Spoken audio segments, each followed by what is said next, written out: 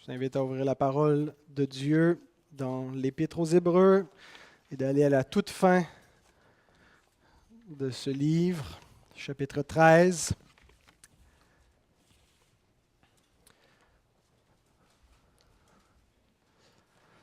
Avant de lire le texte, nous allons prier le Dieu de ce texte, le Dieu qui nous parle. Seigneur, c'est un immense privilège de pouvoir te parler, de pouvoir nous approcher du trône de la grâce par la route nouvelle et vivante, par cet accès libre dans lequel nous pouvons avoir beaucoup d'assurance et de confiance, Seigneur. Quel privilège de pouvoir nous présenter devant toi et d'être entendus de toi, mais quel privilège également d'avoir eu des oreilles pour t'entendre, d'avoir reçu de toi un cœur nouveau pour comprendre ta parole, pour la croire et la mettre en pratique. Seigneur, quel privilège d'avoir entendu celui qui est la parole, ton Fils, par lequel tu as parlé, par lequel tu as dit tout ce que tu avais à nous dire. Tu as dit par lui le mot final, le dernier mot, Seigneur, de ta révélation. Et nous sommes les héritiers, Seigneur, de cette parole. Et ce matin, nous voulons y plonger nos regards et nous te prions de nous accorder ton assistance. Sois avec chacun des auditeurs de ta parole et je m'en remets à toi, Seigneur, comme un faible instrument, un prédicateur indigne. Seigneur, puisses-tu me venir en aide par ta grâce et que ton nom soit glorifié au milieu de cette assemblée alors que nous voulons t'écouter. Amen. Hébreux 13, 22 à 25. Je vous prie, frères, de supporter ces paroles d'exhortation. Merci, Réal. Car je vous ai écrit brièvement. Sachez que notre frère Timothée a été relâché. S'il vient bientôt, j'irai vous voir avec lui. Saluez tous vos conducteurs et tous les saints. Ceux d'Italie vous saluent. Que la grâce soit avec vous tous. Amen.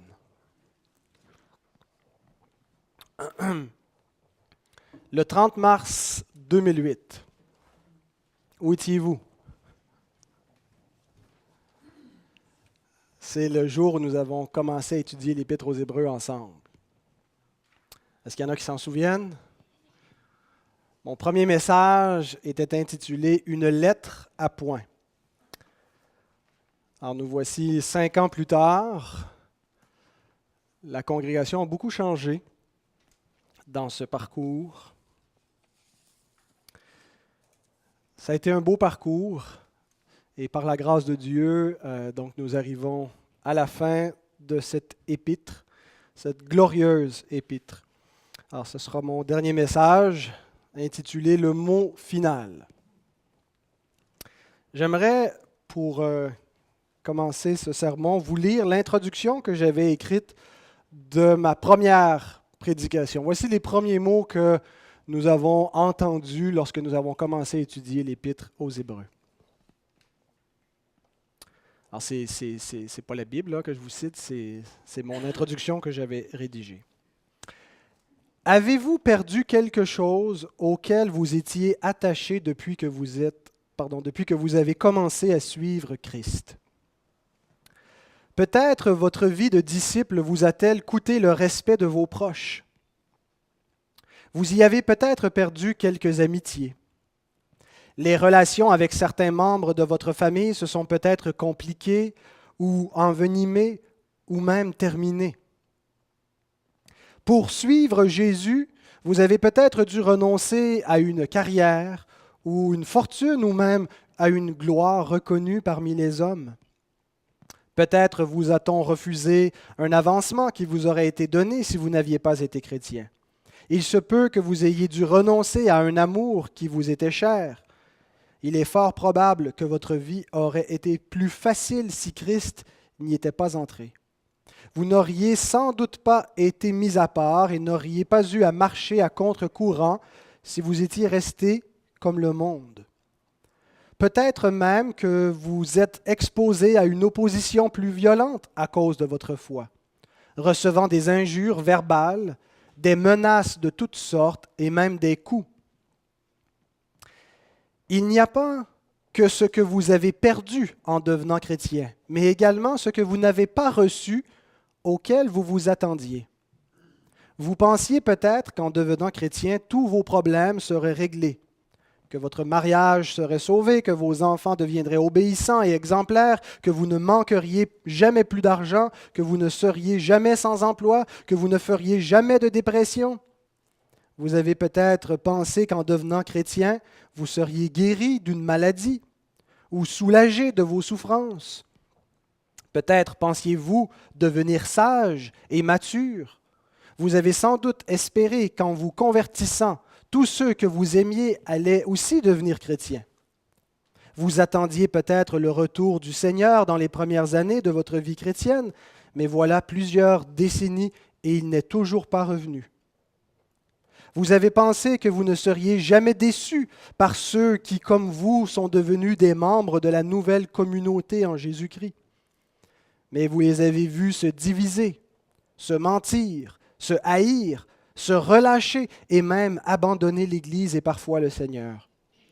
Vous pensiez que votre foi serait toujours ferme et que votre joie ne se dissiperait jamais, mais vous vous êtes souvent retrouvés dans l'incertitude, le doute et le découragement. La tristesse et même l'anxiété ont souvent assombri votre humeur. Vous pensiez que c'en était terminé du péché et que vous aviez renoncé au monde une fois pour toutes, mais avant longtemps vous êtes retombé dans vos anciens péchés et vous vous êtes rendu compte que le monde exerce encore un puissant attrait sur vous. Vous pensiez que vous alliez toujours aimer étudier la Bible, prier, fréquenter les réunions de l'Église, mais votre lecture de l'Écriture est devenue désertique. Vous n'avez plus aucun intérêt pour la prière et les réunions de l'Église vous accablent. Vous pensiez qu'après quelques années, vous alliez être capable de réciter par cœur des dizaines et même des centaines de versets. Mais vous vous apercevez qu'à part Jean 3,16, il n'y a pas beaucoup de passages et de versets que vous connaissez par cœur ou que vous pouvez trouver de mémoire dans l'Écriture. Vous pensiez que votre ministère et votre implication dans l'Église allaient porter beaucoup de fruits, mais maintenant vous ne pouvez pas voir honnêtement quelle différence cela ferait sans vous. Vous aviez une assurance implacable que vous alliez persévérer jusqu'à la fin, mais maintenant vous n'êtes plus aussi sûr. Vous commencez à douter et vous avez même pensé à vous retirer un peu. Alors cette introduction était une mise en contexte un peu adaptée à notre contexte à nous, mais une mise en contexte de la situation des Hébreux, les destinataires immédiats de cette lettre. Et c'était leur situation donc avant qu'ils reçoivent cette épître et qui a probablement été la cause pour laquelle ils ont reçu cette épître. La lettre que nous avons étudiée était une lettre à point. Elle leur est envoyée parce qu'ils étaient en péril d'abandonner, de se retirer. Ils vivaient toutes sortes d'épreuves qui les amenaient à des remises en question, à des interrogations profondes. Ils avaient perdu beaucoup de choses en devenant croyants et ils n'avaient pas nécessairement obtenu les choses qu'ils espéraient. Et donc, mon premier point de mon sermon ce matin, je reprends mon titre de la première prédication. Mon premier point, c'est une lettre à point. Et je me suis inspiré du verset 22 qui nous dit ceci: « Je vous prie, frères, de supporter ces paroles d'exhortation, car je vous ai écrit brièvement. » Ces paroles d'exhortation, c'est cette lettre à point que l'auteur a envoyée à ses Hébreux. Et il nous dit, les paroles d'exhortation, le mot exhortation veut dire ces paroles d'encouragement. Ces paroles que je vous ai écrites à vous qui traversez une situation qui est difficile, vous qui êtes dans toutes sortes d'interrogations, dans des combats, dans des souffrances, je vous ai écrit pour vous encourager, pour vous éclairer. Alors, qu'est-ce que l'auteur leur a dit dans cette épître pour les encourager? Qu'est-ce qu'elle contient, que contiennent ces paroles d'exhortation? Nous avons étudié pendant 3 ans, ça fait 5 ans, mais on a pris une pause de 2 ans en cours de route. C'est mon 76e message sur l'Épître aux Hébreux. Qu'est-ce qu'on a vu dans tout ce cheminement, ce voyage que l'auteur a fait pour exhorter ses lecteurs? Comment est-ce qu'il les a encouragés? Et en révisant un peu l'Épître, ce qui m'a frappé, c'est pas tellement, ce qui m'a frappé, c'est ce qu'on y retrouve, mais la première chose que j'ai notée, c'est ce que l'auteur n'a pas fait pour encourager ses lecteurs. Ce qu'il n'a pas dit, ce qu'on ne retrouve pas de manière prédominante, en tout cas dans l'Épître. Et ce que l'auteur n'a pas mis au centre, c'est la situation elle-même des Hébreux. Pardonnerez, je dois me moucher.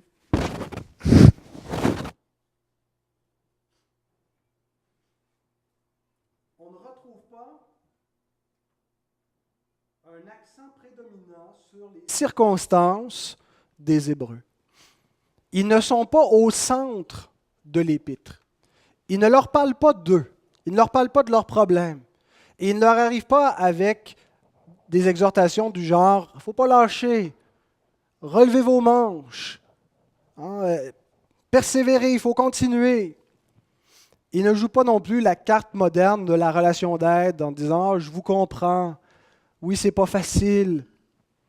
Il ne leur parle pas d'eux-mêmes. Il leur parle de Christ. Et j'ai trouvé ça drôlement intéressant à arriver au terme de l'Épître, et je pense que ça ne m'a pas frappé autant que maintenant, alors qu'on est comme un peu au sommet de la montagne et que l'on s'arrête pour regarder tout le chemin qu'on a fait et on voit à quel point il leur parle de Christ. Et c'est drôlement intéressant, parce que ce n'est pas ce que nous avons tendance à faire avec les gens qui sont déprimés. Les gens qui sont déprimés, qu'est-ce qu'on fait? On leur dit « ah oui, mais il faut voir les choses différemment. » On essaie de les amener à changer leur perspective, à ne pas regarder seulement leurs problèmes. On leur montre de l'empathie, on les comprend. Oui, ce n'est pas facile, c'est normal de vivre du découragement. Et ça ne semblerait pas normal d'aller visiter quelqu'un qui est déprimé et de lui parler de quelqu'un d'autre. On l'oublie complètement, on ne lui parle pas de lui. Ça nous donnerait pour nous, modernes, l'impression qu'on n'a aucun égard pour sa personne, pour ce qu'il vit. Mais c'est exactement ce que l'auteur fait. Il ne leur parle pas d'eux. Il ne leur parle pas de leur vie, de leur situation. Il leur parle de Jésus-Christ. Imaginez, vous êtes découragé, vous êtes dans une incertitude, vous ne savez pas si vous allez continuer, et quelqu'un se pointe et vous parle de Jésus. Bien, Jésus, il est comme si, Jésus, il fait cela, Jésus a fait ceci, a fait cela. Et au terme de son discours, il dit, je t'ai dit tout cela pour t'encourager dans tes circonstances. Le but de mon discours, c'était de t'exhorter à continuer. La vraie thérapie biblique, c'est de connaître Jésus-Christ. On parle souvent, et peut-être encore plus nous qui avons une conception réformée des Écritures et du salut, on parle beaucoup du salut comme l'aspect juridique. La justification, on est pardonné, la justice de Christ qui nous est imputée, la justification par la foi. Et tous ces éléments-là font partie du salut, mais il y a aussi l'aspect thérapeutique dans le salut. Thérapeuo, ça vient du grec, guérir. Le Christ est venu, il a porté nos maladies, il nous guérit. Et la guérison est premièrement et avant tout une guérison de nature spirituelle. Ce qu'on pourrait appeler en termes théologiques la sanctification. Mais la vraie guérison, la vraie thérapie, la vraie relation d'aide consiste non pas à parler de nous-mêmes, de nos problèmes, de notre enfance, de nos relations, mais à connaître le Christ. La vraie façon d'être guéri de nous-mêmes et de tout ce qui ne va pas dans notre vie, c'est lorsqu'on met notre regard entièrement sur lui, qu'on l'embrasse totalement par la foi. Lorsqu'on contemple son être, lorsqu'on voit ce qu'il est, lorsqu'on voit ce qu'il a fait, lorsqu'on comprend ce qu'il continue d'être et de faire maintenant. Et c'est ainsi que nous sommes guéris, que nous avons vraiment une thérapie qui nous console, qui nous nous remet sur pied dans notre marche. J'ai terminé la première prédication de cette épître par une citation de Jean Calvin que j'aimerais vous relire à nouveau, qu'on retrouve dans son commentaire, dans l'introduction qu'il fait à son commentaire sur l'Épître aux Hébreux. Il dit « Il n'y a pas, en effet, d'autres livres dans les Saintes Écritures qui parlent avec autant de clarté de la prêtrise de Christ, qui exaltent si hautement l'efficacité et la dignité de ce seul sacrifice vrai qu'il offrit par sa mort, qui traite si abondamment de l'usage des cérémonies ainsi que de leur abrogation, et en un mot, qui explique si pleinement que Christ est la fin de la loi. Ne permettons pas que l'Église de Dieu ou que nous-mêmes soyons privés d'un si grand bienfait, mais défendons fermement notre possession de celui-ci. »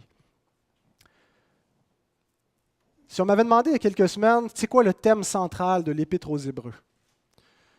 J'aurais probablement répondu que c'est d'expliquer le rapport entre l'ancienne et la nouvelle alliance, de nous montrer comment fonctionnent toutes les institutions de l'Ancien Testament, comment elles préfiguraient le salut. Et c'est assez central, mais maintenant que j'ai relu, que j'ai fait un survol de l'Épître aux Hébreux, je crois que ce qui est central, c'est la personne et l'œuvre de Christ. Cette épître nous présente Jésus-Christ comme aucune autre épître ne le fait. Elle nous le présente dans une lumière, dans des offices que d'autres épîtres ne développent pas autant. Calvin fait bien de dire qu'il n'y a aucun autre passage de l'Écriture qui nous explique avec autant de profondeur et de clarté la prêtrise de Jésus-Christ et qu'est-ce qu'elle implique pour nous.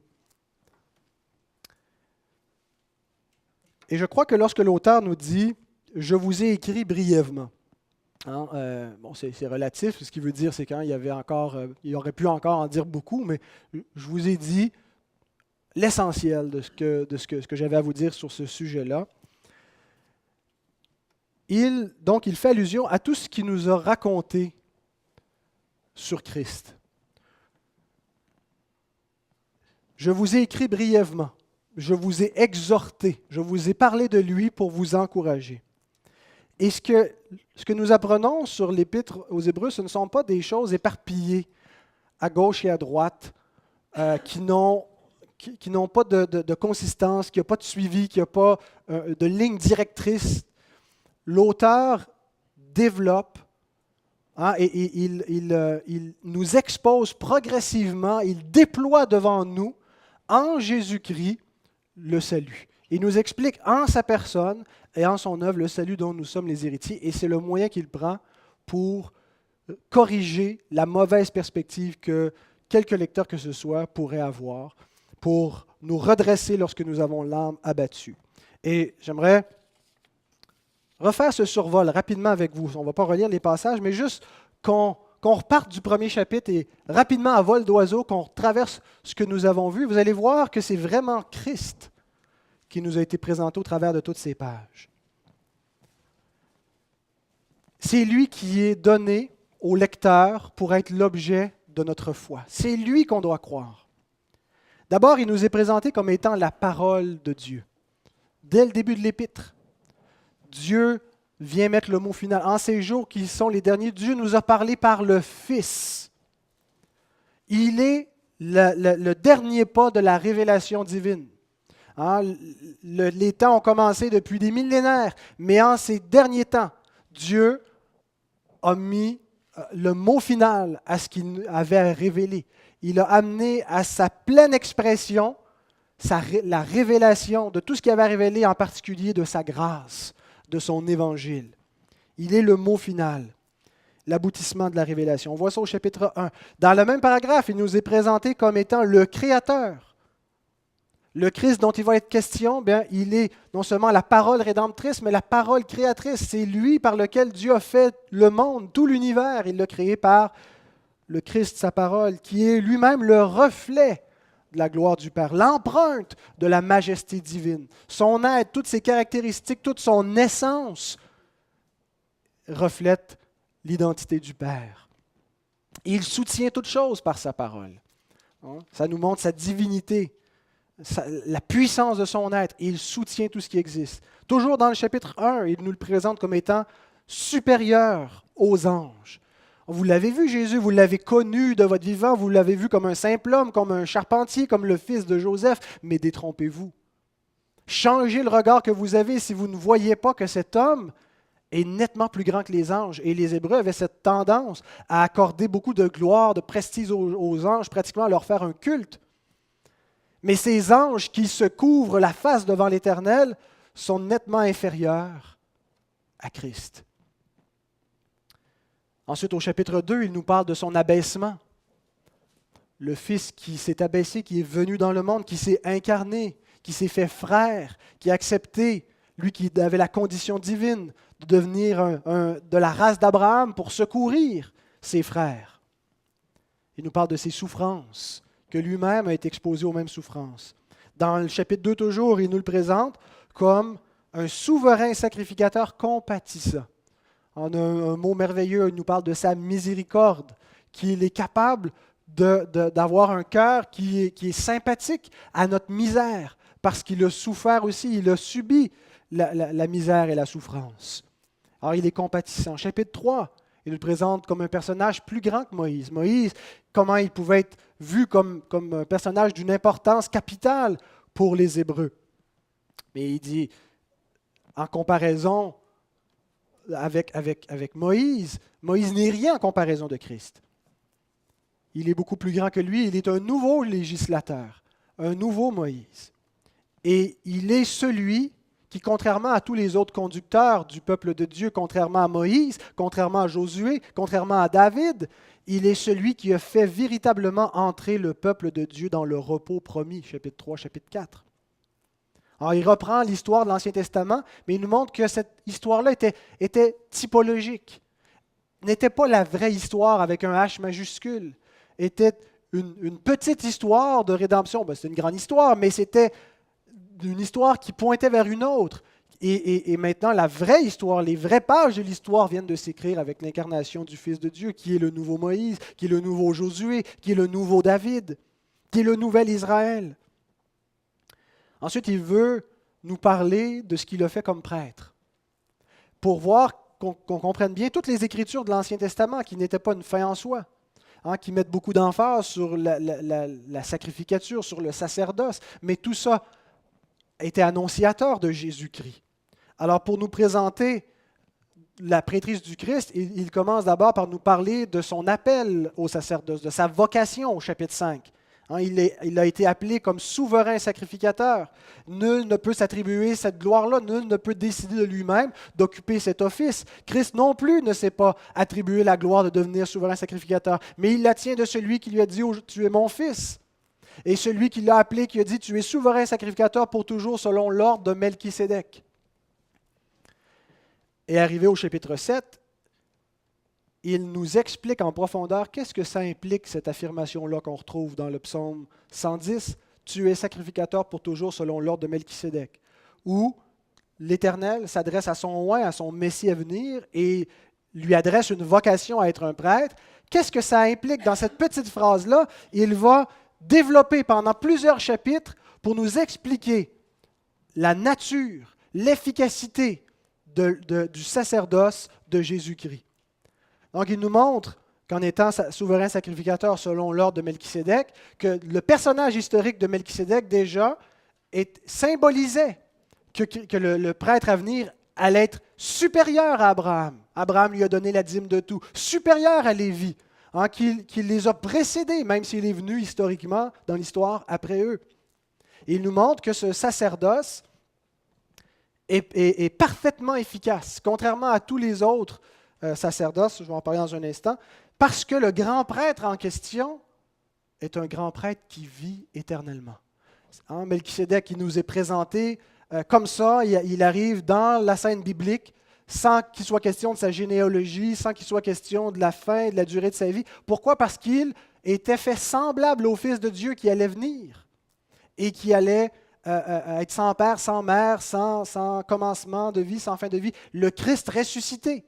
Hein, le premier-né d'entre les morts, et il n'y a pas un père et une mère humaine qui est intervenu dans sa génération, dans si on veut, sa mise au monde, et pour qu'il exerce ce sacerdoce. Et le prêtre que nous avons, parce que l'Église a bel et bien un prêtre, nous n'avons pas mis de côté cet office-là comme si c'était dépassé et inutile. Nous avons besoin d'un prêtre, d'un médiateur. Et le prêtre que nous avons, contrairement aux Israélites, n'est pas un prêtre temporaire, un prêtre humain qui va finir par mourir. Nous avons un prêtre qui est éternel, qui vit pour toujours. Et Melchisédek préfigurait ces caractéristiques de l'office sacerdotal de Jésus-Christ.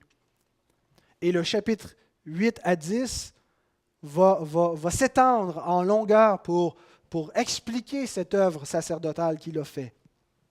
Il va la comparer avec celle de l'Ancienne Alliance et voir comment elle était inefficace, qu'elle était temporaire et qu'elle n'a rien accompli de durable, qu'elle était, elle était fautive puisque Dieu lui a dit de l'Ancienne Alliance qu'il allait la remplacer par une nouvelle. Alors, s'il n'avait rien trouvé à reprocher à cette alliance-là, qui n'avait pas un problème en elle-même, mais en raison du péché, elle était inefficace. Alors, il a annoncé qu'il allait avoir un nouveau prêtre par une nouvelle alliance, la nouvelle alliance. Alors, le chapitre 8 nous présente cette nouvelle alliance et il nous dit que c'est Christ qui en est le médiateur de la nouvelle alliance, le garant de la nouvelle alliance. C'est-à-dire que c'est lui qui garantit tout ce que la nouvelle alliance nous donne. Cette nouvelle alliance nous donne le pardon des péchés, la vie éternelle. Et c'est Christ qui le garantit lui seul. Et ça implique qu'il y a un changement d'alliance. Les Hébreux doivent comprendre que Dieu vient d'opérer quelque chose dans ces jours qui sont les derniers. C'est des temps eschatologiques, c'est des temps d'accomplissement de la promesse. C'est l'Ancien Testament qui vient à son terme. Il y a un passage où on passe de l'Ancienne à la Nouvelle Alliance. Il y a des choses qui prennent fin. Hein? Ce que Dieu, quand il a déclaré une nouvelle alliance, il a déclaré l'ancienne, la première alliance comme étant ancienne. Ce qui est ancien vieillit, il est prêt de disparaître. Alors, on était dans un moment critique, une époque charnière, lorsque le Fils de Dieu s'incarne.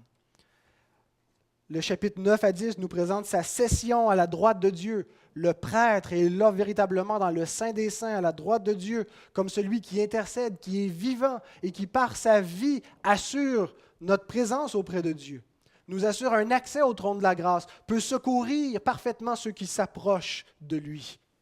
Chapitre 9 nous parle aussi de son retour. Il va paraître une seconde fois. Il va ressortir du Saint des Saints pour venir secourir et donner le salut à ceux qui l'attendent sur le parvis extérieur. C'est nous. En tout ce cosmos, cette terre est en fait comme un temple où le prêtre est entré dans le Saint des Saints. Nous l'attendons à l'extérieur pour qu'il vienne nous prendre.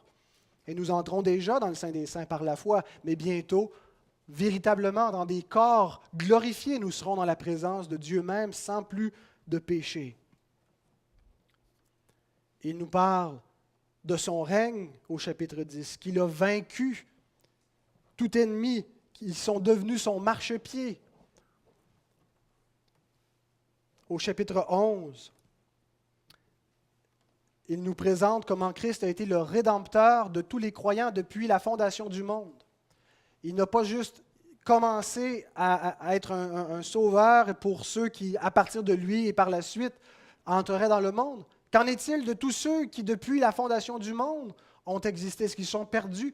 Et l'auteur explique comment, bien avant la venue de Christ dans le monde, des hommes ont vécu par la foi à Christ, qui avait déjà été annoncé et promis dès la chute, dès Genèse 3, chapitre 3, verset 15. Et on voit dans tout ce chapitre-là comment des hommes ont eu la foi en Christ et comment ils ont persévéré dans le monde par la foi. Au chapitre 12, il nous est présenté spécifiquement comme étant l'objet de la foi. Les regards fixés sur Jésus. On croit en lui et on marche à son exemple, on persévère. Il est le modèle de l'obéissance. Il a souffert et nous sommes capables, nous aussi, par son exemple, de souffrir avec lui. Nous nous sommes en lui approchés des réalités célestes. Pas des réalités qui préfiguraient la vérité céleste, mais en Christ, toutes les réalités célestes sont devenues présentes dans le monde. Le royaume des cieux est entré dans le monde. Et la fin du chapitre 12 nous explique comment, en Christ, nous nous sommes approchés des réalités célestes. Et le chapitre 13 nous donne une série d'exhortations qui sont à cause de lui, par lui et pour lui. Tout ce qui nous est dit dans ce chapitre est une conséquence pratique dans la vie quotidienne de toute cette grâce, de toute cette gloire qui est de lui, par lui et pour lui. Alors c'est à tout cela que l'auteur se réfère en vous disant « Je vous prie, frères, de supporter ces paroles d'exhortation, car je vous ai écrit brièvement. » Il aura abondamment, en profondeur, expliqué qui est le Christ, qu'est-ce qu'il est venu faire, qu'est-ce que ça change. Avez-vous trouvé un encouragement, une consolation, une exhortation à étudier ce livre? Lorsqu'il dit « Je vous prie de supporter », bon, il y a l'idée d'endurer, l'idée de... ça a été peut-être jusqu'à un certain point sévère, mais nous devons accepter et se soumettre à cela. Il y a cette idée dans le verbe, mais le verbe anéko, qui est traduit par supporter, a aussi un autre sens, celui de tenir ferme, de tenir droit, celui d'élever. Je vous prie d'élever, frères, ces paroles d'exhortation que je vous ai données, que je vous ai transmises. Et j'aimerais que nous fassions un exercice ensemble plus tard aujourd'hui. Par la providence de Dieu, le Seigneur a permis que cette série de sermons se termine un premier dimanche du mois, alors que nous aurons un repas fraternel, un agapé ensemble. Et après le repas, ou pendant, ou en tout cas en cours de route, je prendrai la parole. Et j'aimerais que ceux qui le veulent, on prenne quelques instants pour élever ensemble, comme l'auteur nous dit, cette exhortation que nous avons reçue, ces encouragements, pour les tenir fermes et les élever ensemble, pour les supporter. C'est cette idée, hein? Élever, c'est de supporter, de porter en élevant ce que nous avons reçu. J'aimerais savoir comment Dieu a utilisé cet épître pour nous encourager. J'aimerais que vous rendiez témoignage de ce que vous avez appris sur Jésus-Christ, sur Dieu, sur son plan. Comment le Seigneur s'est révélé à vous, comment est-ce qu'il vous a encouragé par sa parole. Peut-être est-ce qu'il y a des questionnements qui persistent, des passages qui sont demeurés nébuleux pour vous, auxquels on pourrait revenir très brièvement. Comment est-ce que votre perspective a été transformée? Qu'est-ce que ça a changé dans votre vie d'écouter pendant 3 années cet épître? Est-ce que ça a changé quelque chose? Parce que si ça ne change rien d'écouter la parole de Dieu, si on n'est pas capable de rendre témoignage à ce que ça change dans notre vie, c'est totalement futile ce que nous faisons. Peut-être avez-vous rencontré Christ pour la première fois en étudiant cet épître. Peut-être est-ce que vous avez pour la première fois compris la grâce de l'Évangile. Peut-être votre foi a été rafraîchie. Peut-être avez-vous renouvelé votre engagement, votre foi, votre amour pour le Seigneur Jésus en étant exposé à sa parole. Alors j'aimerais que nous prenions le temps ensemble d'élever ces vérités. Examinez vos cœurs devant Dieu. Réfléchissez à ce que nous avons vu. Et ce n'est pas grave si vous n'avez pas été là depuis le début, même si vous êtes arrivé vers la fin. Réfléchissez à ce que vous aimeriez partager. On ne va pas prendre des heures là, pour le faire, mais quelques instants, quelques minutes, simplement pour élever ensemble ces vérités. Et s'il y en a qui entendent ça, qui est sur Internet ou à la radio, qui aimeraient le partager, je vous invite à laisser un commentaire ou à m'écrire si vous voulez faire cette expérience-là de simplement extérioriser, rendre témoignage de ce que la parole de Dieu par l'Épître aux Hébreux a fait dans vos vies.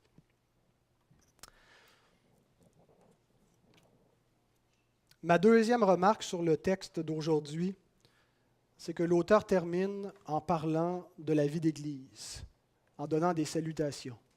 Alors, mon premier point, c'était une lettre à point. Mon deuxième point, c'est un dernier mot concernant l'Église. Hébreux 13, 23 et 24, il nous dit « Sachez que notre frère Timothée a été relâché. S'il vient bientôt, j'irai vous voir avec lui. Saluez tous vos conducteurs et tous les saints. Ceux d'Italie vous saluent. » Alors, il s'agit assurément du Timothée qu'on connaît dans le reste du Nouveau Testament. En donnant des nouvelles de Timothée, des nouvelles lui-même, l'auteur nous donne de ces nouvelles, ça nous rappelle que l'Église a un intérêt dans le bien-être de ses conducteurs et que les conducteurs, eux aussi, sont soucieux du bien-être de l'Église. Il y a ce rapport réciproque qu'on a vu dans les dernières semaines entre les pasteurs et les brebis, d'un amour mutuel, d'une relation dans le Seigneur pour l'édification commune. Les salutations qui sont données, saluez vos conducteurs, saluez tous les saints, ceux d'Italie vous saluent, nous rappellent aussi l'importance de maintenir de bonnes relations dans le corps de Christ. Quand on salue quelqu'un, ça veut dire qu'on le reconnaît. Ça veut dire qu'on veut qu'il sache que nous avons de l'affection pour lui, pour elle, que nous sommes soucieux. Alors ça nous rappelle, ces salutations, que nous devons nous intéresser aux autres et que nous devons nous intéresser aussi aux autres assemblées en tant qu'Église. La vie d'Église n'est pas destinée à être refermée sur elle-même. Mais nous voyons à l'intérieur du Nouveau Testament qu'il y avait une forme d'association. Les Églises collaboraient, se saluaient mutuellement, s'encourageaient mutuellement. Alors nous devons nous intéresser aux autres assemblées, développer des relations avec elles pour l'avancement du royaume de Dieu. Ce dernier mot concernant l'Église nous rappelle en quelque sorte l'importance de l'Église. Beaucoup de gens, et malheureusement même des croyants, ne font pas grand cas de l'Église. Ce qui compte à leurs yeux, c'est souvent la foi individuelle ou seulement l'Église invisible, c'est-à-dire une communion universelle avec tous ceux qui ont la foi, mais l'Église organisée, l'Église locale, l'Église comme institution, l'Église qui a les sacrements, l'Église qui a les ordonnances, l'Église qui a une autorité, pour beaucoup c'est secondaire. Eh bien, ce n'est pas secondaire dans le Nouveau Testament. Elle est centrale à la vie de la Nouvelle Alliance. Le salut nous est généralement présenté comme quelque chose qui se vit au pluriel. Les épîtres sont écrites à la deuxième personne du pluriel, pas parce que les auteurs vouvoient les individus, mais parce qu'ils écrivent à des communautés, à des églises, à un peuple. Le peuple de la Nouvelle Alliance. L'Église est la communauté de la Nouvelle Alliance. Nous sommes le peuple de Dieu dans le monde. Et cette Église, telle qu'elle nous est décrite, elle est essentielle à la croissance des chrétiens. Elle est le seul modèle qui est donné pour la vie chrétienne. Ça n'existe pas, la vie chrétienne détachée du corps de Christ, individuelle, cachée dans ton coin, sans membriété. Parce que l'Église, c'est la manifestation de la sagesse infiniment variée de Dieu. Elle est la colonne et l'appui de la vérité dans le monde. Pensez à cela. Ce n'est pas la vérité qui est la colonne et l'appui de l'Église, mais c'est le contraire. C'est l'Église qui est la colonne et l'appui de la vérité. Ça ne veut pas dire que l'Église n'est pas fondée sur la vérité. Ce que ça veut dire, c'est que c'est le rôle de l'Église collectivement d'élever la vérité, de la proclamer, de la défendre, de la maintenir, de la mettre en pratique. L'Église, elle est présentée comme le corps de Christ. Cette expression extrêmement précieuse, le corps de Christ, nous sommes les membres de Christ et nous sommes membres les uns des autres. Et l'endroit par excellence où nous goûtons une communion avec Jésus-Christ, c'est au sein de son corps. Nous avons une communion individuellement dans le lieu secret lorsque nous prions, lorsque nous étudions sa parole, mais nous avons une communion par excellence lorsque l'Église est rassemblée en corps. Nous appartenons à l'Église. Il y a cette idée d'appartenance. Nous sommes membres, comme nos membres appartiennent au corps, et les membres s'appartiennent les uns aux autres, ils sont au service les uns des autres. Et nous avons besoin du reste du corps comme les membres ont besoin de nous. Alors, comment atteindre une telle unité? Parce que c'est un peu idéaliste, ce que je vous décris. On ne retrouve pas cette vie parfaite d'Église nulle part, ou en tant qu'on la voit, c'est extraordinaire quand on voit des églises qui sont vraiment solides, qui sont vraiment fortes, qui sont vraiment dans l'unité, qui sont solidement établies dans la parole. Mais comment est-ce qu'on maintient cette unité? Comment est-ce qu'on l'atteint? Comment est-ce qu'on la maintient? Êtes-vous déjà allé entendre un orchestre symphonique? Vous avez sûrement, non seulement vous êtes allé, mais vous avez joué dans un orchestre. Quand on va entendre un orchestre, on est allé, moi je suis allé pour la première fois il y a 2 ou 3 ans avec Caroline voir l'Orchestre symphonique de Montréal. Et quand on arrive, il y a vraiment une cacophonie. Parce que tous les musiciens, chacun est en train de répéter une partie de la partition, chacun pour soi dans son coin, certains s'accordent. Alors il y a du bruit, c'est très très cacophonique, jusqu'à ce que le chef d'orchestre entre à sa place et qu'il appelle l'attention de tout le monde et qui, à partir d'une seule partition composée d'une seule symphonie composée par un compositeur, dirige tout l'orchestre.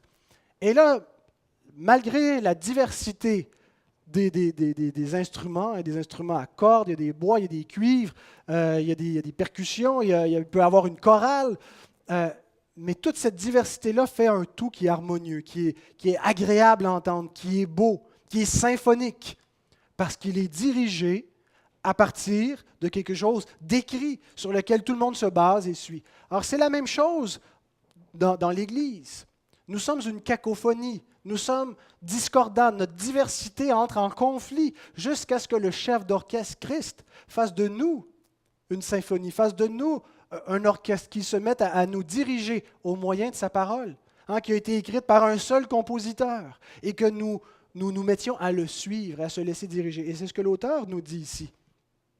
Supporter ses paroles d'exhortation. C'est en gardant sa parole.